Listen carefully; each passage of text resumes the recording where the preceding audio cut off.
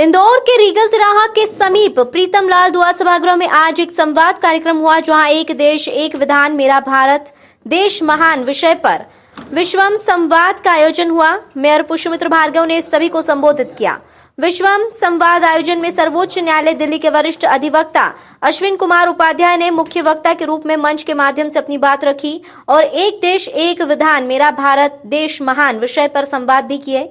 वहीं कार्यक्रम साहित्यकार ज्योति जैन की अध्यक्षता और मेयर पुष्पमित्र भार्गव की मौजूदगी में संपन्न हुआ। विश्व हिंदू परिषद इंदौर विभाग एवं संस्था विश्वम द्वारा और संस्था संघ मित्र के द्वारा आयोजित कार्यक्रम में शनिवार को वक्ताओं ने संवाद विषय पर गंभीरता से अपनी बात रखी। वहीं कई वक्ताओं ने युवा पीढ़ी को राह दिखाने और नशे से दूर रहने को लेकर भी बात कही। सर, एक विधान एक निशान के ऊपर आज संगोष्ठी का आयोजन किया गया है, क्या कुछ उद्देश्य है इसका और कितनी सार्थकता होगी इसकी? देखिए, हमारे संविधान निर्माताओं का सपना था कि भारत में एक देश एक संविधान हो, एक देश एक विधान हो। हम आज़ादी की 75वीं वर्षगांठ मना रहे हैं, लेकिन आज भी भारत में बहुविधान चल रहा है। हिंदू के लिए अलग विधान चल रहा है, मुस्लिम का अलग विधान चल रहा है, पारसी का अलग विधान चल रहा है, ईसाई का अलग विधान चल रहा है। तो एक्चुअल में चलना चाहिए था संविधान, यानी सबके लिए समान विधान, लेकिन चल रहा है बहुविधान। ये बहुविधान ख़त्म हो, भारत में संविधान लागू हो, सबके लिए एक विधान हो, एक देश एक दंड संहिता हो, एक देश एक नागरिक संहिता हो, एक देश एक पुलिस संहिता हो, एक देश एक न्यायिक संहिता हो। अगर सुप्रीम कोर्ट खुले रात को तो सबके लिए खुले, ना खुले तो किसी के लिए नहीं खुले। ऐसा नहीं होना चाहिए कि अलगाववादियों के लिए, आतंकवादियों के लिए सुप्रीम कोर्ट रात में खुले, लेकिन आम जनता के लिए सुप्रीम कोर्ट कभी रात में न खुले। ऐसा नहीं होना चाहिए कि किसी अलगाववादी को जमानत देना हो तो उसकी सुनवाई के लिए रात को खुले, और आम जनता को जमानत की बात हो तो दिन छुट्टी भी चलती रहे। और जो अंग्रेज़ों ने कानून बनाए थे, चाहे 1937 का शरीयत एक्ट बनाया या क्रिश्चियन मैरिज एक्ट बनाया, पारसी मैरिज एक्ट बनाया, अंग्रेज़ों ने डिवाइड एंड रूल के अंतर्गत उनकी एक पॉलिसी थी, उसी लिए उन्होंने कानून बनाया था। देश को लूटने और बांटने के लिए कानून बनाया था। तो सारे अंग्रेज़ी कानून ख़त्म हो, लूटने और बांटने वाले कानून ख़त्म हो। बाद में जो कांग्रेस ने लूटने और बांटने के लिए कानून बनाया, वो कानून भी ख़त्म हो, शरीयत एक्ट भी ख़त्म हो, पारसी मैरिज एक्ट भी ख़त्म हो, क्रिश्चियन मैरिज एक्ट भी ख़त्म हो, और भारत में एक देश एक नागरिक संहिता लागू हो। इसी के लिए हम निकले हुए हैं। आज धर्मनगरी इंदौर में इसी पे कार्यक्रम रखा हुआ है और आज इसी पे हम जनसंवाद करेंगे। यूसीसी को लेकर सर किस तरह के विचार हैं आपके, और क्या ये लागू होने से कुछ लोगों को आपत्ति भी? यूसीसी किसी पॉलिटिकल पार्टी का मुद्दा नहीं है। यूसीसी तो जब बीजेपी की स्थापना नहीं हुई उसके पहले से संविधान में है। इनफैक्ट यूसीसी जब जनसंघ नहीं बना उसके पहले से संविधान में है। यूसीसी की उम्र मोदी जी से 2 साल बड़ी है। मोदी जी 1950 में पैदा हुए, यूसीसी हमारे संविधान में 1948 में आ गया।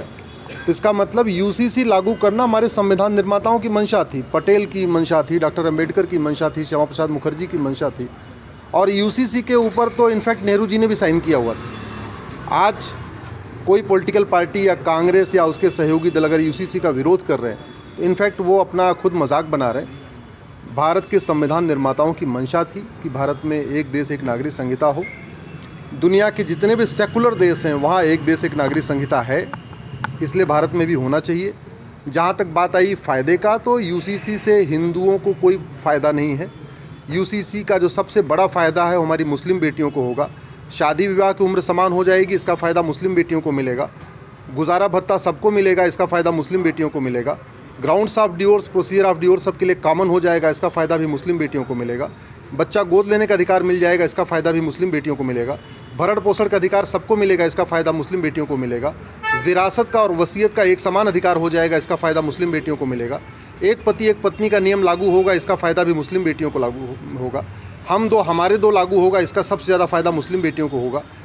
विरासत और वसीयत का एक समान अधिकार हो जाएगा, प्रॉपर्टी का इक्वल राइट सबको हो जाएगा, इसका फ़ायदा भी मुस्लिम बेटियों को होगा। इसलिए यूसीसी से हिंदुओं को केवल एक फ़ायदा है कि देश सबकी शादी रजिस्ट्रेशन कंपलसरी हो जाएगा। क्रिश्चियंस को 2 फ़ायदा है कि शादी का रजिस्ट्रेशन कंपलसरी होगा, इसके अलावा उनका जो कूलिंग पीरियड 2 साल का है वो 6 महीने का हो जाएगा। पारसी को 3 फ़ायदा होगा कि उनको जो विरासत का इक्वल राइट नहीं रहता, अगर वो गैर पारसी शादी करती हैं तो उनको भी फ़ायदा बराबर का हिस्सा मिल जाएगा। लेकिन मुस्लिम बेटियों को 11 फ़ायदा होगा।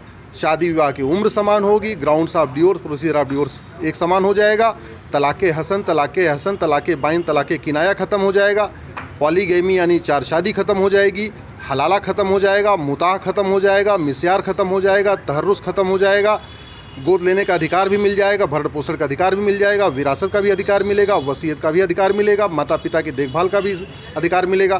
तो जो सबसे बड़ा फ़ायदा यूसीसी होने जा रहा है वो मुस्लिम बेटियों को होने जा रहा है। दुर्भाग्यवश अपने आप को सेकुलर कहने वाली पॉलिटिकल पार्टियाँ, अपने आप को मुस्लिम्स का रहनुमा बताने वाली पॉलिटिकल पार्टियाँ इसका विरोध कर रही हैं।